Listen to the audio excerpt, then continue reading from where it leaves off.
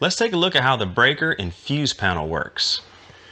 Down here you'll notice the breaker panel.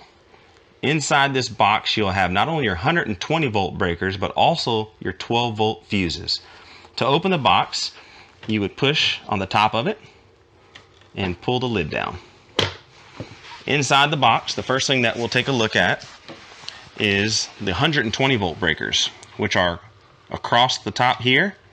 They are labeled by amperage, so you can see a 15 amp, a 20 amp, and so on and so forth across the panel.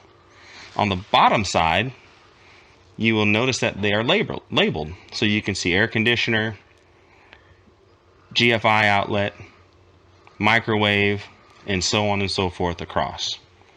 To turn the breaker off, you would simply push down on the breaker and back up.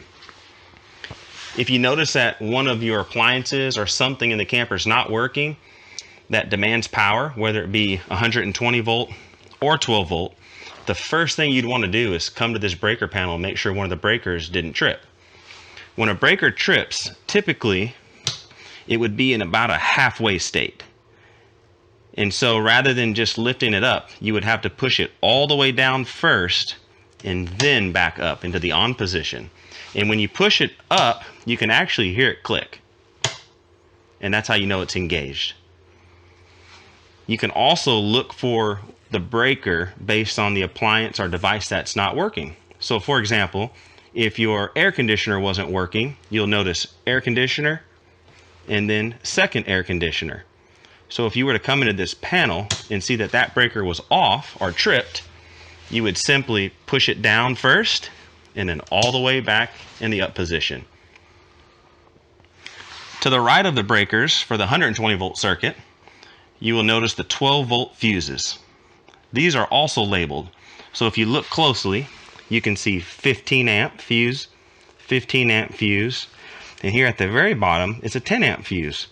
The most common fuse for a 12 volt circuit on an RV would be a 15 amp fuse. This panel is labeled as well, so it will tell you interior zones, furnace, your awning, your water pump, so on and so forth.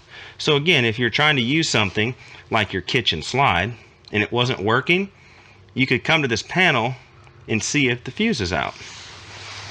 A lot of our breaker panels and fuse panels will give you a red indicator light when the fuse is broken or not allowing power to pass through it. So I took this fuse out, but had the fuse been blown, it would do the same thing because the power wouldn't be passing through that circuit. So when you access the panel, you'll see the red light and you would know to pull that fuse, get a replacement fuse, which you can get at any O'Reilly's or AutoZone. Even your local Walmart will carry this basic style fuse. I recommend taking the fuse out and going to the store with it in hand. That way you can match it up. And then to replace it, you simply insert it back into the circuit where it came out of. The light will go off, which means that the power is now passing through that circuit and it should be restored back at the device that you're trying to use. I wouldn't recommend getting behind this panel because there will be voltage and amperage back here, and unless you're certified or really experienced with working on RV voltage, I would steer clear of anything other than resetting the breaker and replacing the fuse.